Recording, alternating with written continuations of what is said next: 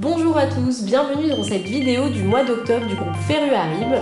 Nous sommes en compagnie de Mathieu Marron. Bonjour Mathieu. Bonjour. Vous êtes responsable des systèmes d'information du groupe. On est là aujourd'hui pour parler de l'optimisation des processus comptables des entreprises. Alors déjà, on parle ici des entreprises qui tiennent elles-mêmes leur comptabilité. Et donc ces entreprises ont des processus, et notamment des processus comptables. Et comme tous les processus, ils tendent à se digitaliser, à s'automatiser de plus en plus. Alors ici, ça va par exemple concerner la collecte des pièces, par exemple les factures d'achat ou les relevés bancaires, et leur comptabilisation. L'enjeu évident, c'est la recherche de gains de productivité. On fait le constat que la plupart des entreprises tiennent leur comptabilité d'une façon relativement manuelle et donc mécaniquement d'erreurs de saisie. Donc tout cela est très chronophage. Le but, ça va être de limiter la saisie et pour aller chercher donc, des gains de productivité et permettre aux services comptables de se concentrer ensuite sur des tâches à plus forte valeur ajoutée. Donc, comme le but est de réduire la saisie, on va se baser sur le fait que la plupart des données saisies existent ailleurs dans le système d'information de l'entreprise. Pour faire simple, on va chercher le plus court chemin entre ces données et leur intégration en comptabilité.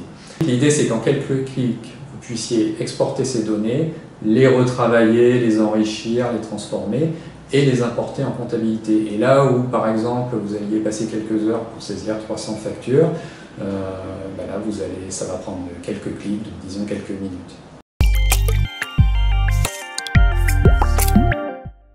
Alors, les deux exemples les plus connus, c'est la gestion des factures de vente. La plupart des entreprises ont un outil de gestion commerciale dans lequel ils gèrent leurs clients, ils gèrent leurs factures de vente.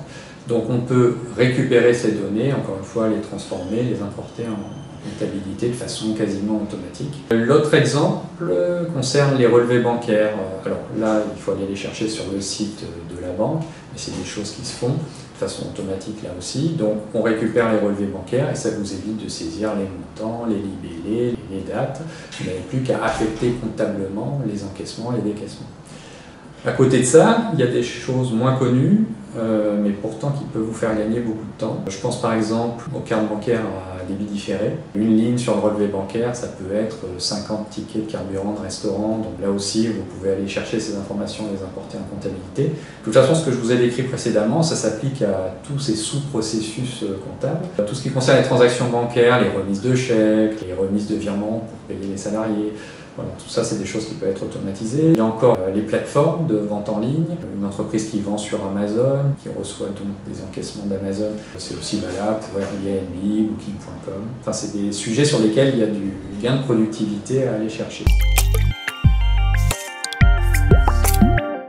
Alors, la stratégie du groupe, pour vous accompagner sur ces sujets-là, c'est de rassembler sur un même interlocuteur des compétences techniques informatiques et techniques comptables.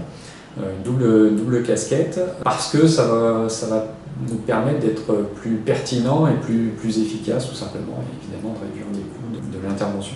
Donc, par exemple, pour ma part, je suis ingénieur en informatique de gestion, et puis je suis également comptable, ce qui me permet de vous accompagner au mieux et de vous proposer la solution la plus adaptée à votre situation, sachant que chaque dossier est différent. Alors la prestation type, il va d'abord y avoir une phase d'analyse où on va regarder vos procédures comptables. Ensuite, on va élaborer la solution la plus adaptée, définir une architecture sur mesure. Et puis ensuite, ça se traduit par la mise en œuvre de la solution. Et derrière, l'accompagnement, la formation des utilisateurs sur les nouveaux outils qui seront mis en place et le support évidemment. Très bien, merci beaucoup Mathieu d'avoir répondu à nos questions.